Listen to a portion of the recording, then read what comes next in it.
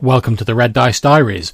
This podcast is a rambling journey through the wonderful world of RPGs from the viewpoint of a long-time GM and player. The music at the start of this podcast was Nightmare by Alexander Nakarada and is used under Creative Commons license. In this episode, I want to talk about something I think is very important when you're creating your own campaign setting or if you're running a pre-prepared setting, and that is maintaining some of the mystery when it comes to the history and background of your world.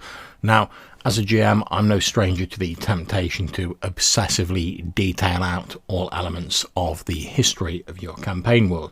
The only problem with that is, when you do so, the temptation is also there to make sure that the players find out about all of that history. Otherwise, you pretty much put all that effort in for no great appreciation, really.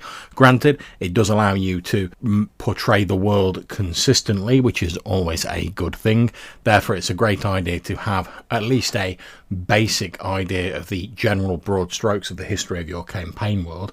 However, it's also important to maintain a sense of mystery about it. I mean, think about real world history. Okay, we've got books, we've got various often secondary sources, the occasional primary source here, but as I've said previously, they all have their own biases and complications incorporated into them. You only need to look at art, for instance. How many portraits and paintings were tweaked or made a little or polished up a little bit in order to appeal to noble patrons, to see that the picture we look at now of the past, looking back from the present, isn't always 100% accurate. And if that's the case with modern history, with all our resources, the internet, archaeology, etc., how much more so would the case be if we're talking about a D&D world where various fantastic events have occurred, empires have risen and fallen, much as they have in the real world, and they don't have the same ability to look back into the past and to analyze it scientifically that we do. Granted, there is magic available in those settings that obviously we don't have in the real world, but even these don't really tend to allow a perfect picture of what has actually happened. Now,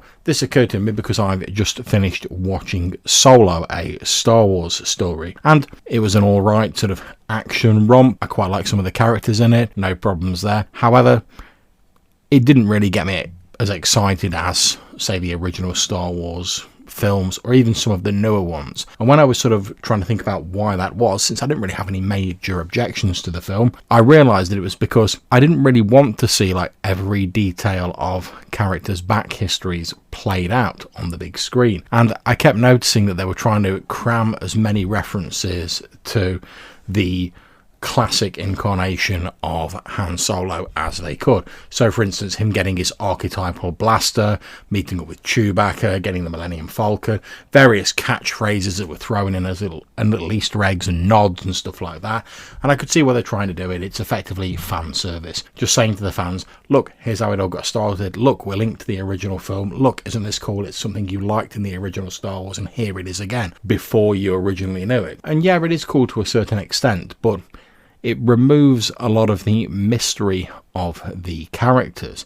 So, for instance, I quite like the fact that when we see Han Solo turn up in the classic Star Wars trilogy, all we know about him are these sort of like rumours and legends that we're told and these bits and pieces that we've heard which may or may not be true, such as him running the Castle Run, etc. We don't know how accurate that is. We're just going on the reputation of the man, which is in fact the same situation the main characters find themselves in. So it sort of puts us in their shoes a little bit. However, by sort of having it examined and sort of played out in front of us to the nth degree, it renders it less mysterious and just like, oh well, he was in a fun action romp and then he went to Tatooine to find out what was going on with the Hutts, and that's when he hooked up with the classic trilogy. And yeah, that's absolutely fine, but it just doesn't really maintain that same air of mystery. And as I've said, I think that's very important, and I think that's something we should definitely take inspiration from as GMs when we're preparing campaigns. When you're preparing your campaign history, like I say, I'm no stranger to the desire to detail it all out obsessively, but I really suggest that you resist the urge to do that. Fill in the broad strokes just just as much as you need to maintain the consistency of your world and explain a few major events in the background. If you filled in those broad strokes, if the player characters do investigate the history and somehow manage to find out some of it, then you've got the broad strokes there. You can easily fill in the details later. But by having everything written out and by trying to sort of keep bringing it up and almost sort of forcing the players to find out about it so that all of your hard work you've put in doesn't go to waste, you're effectively not only limiting their choices a little bit, but you're also removing some of that essential element of the mystery. And that goes hand in hand with the fantastical elements that take place in the campaign. If something's mysterious, it's otherworldly, it's surprising, it's something we don't know about, it's something tantalizing and just out of reach. If it's something that we know 100% has happened and we know everything about it, then it's somehow rendered mundane and less fantastic. And let's face it, we're playing in a fantasy game, so presumably we want things to be at least a little bit fantastical and a little bit magical. I mean, think how commonplace something like spells seems in a D&D game. And that's something where if in real life you saw someone literally incant magic and throw a fireball, you would lose your minds.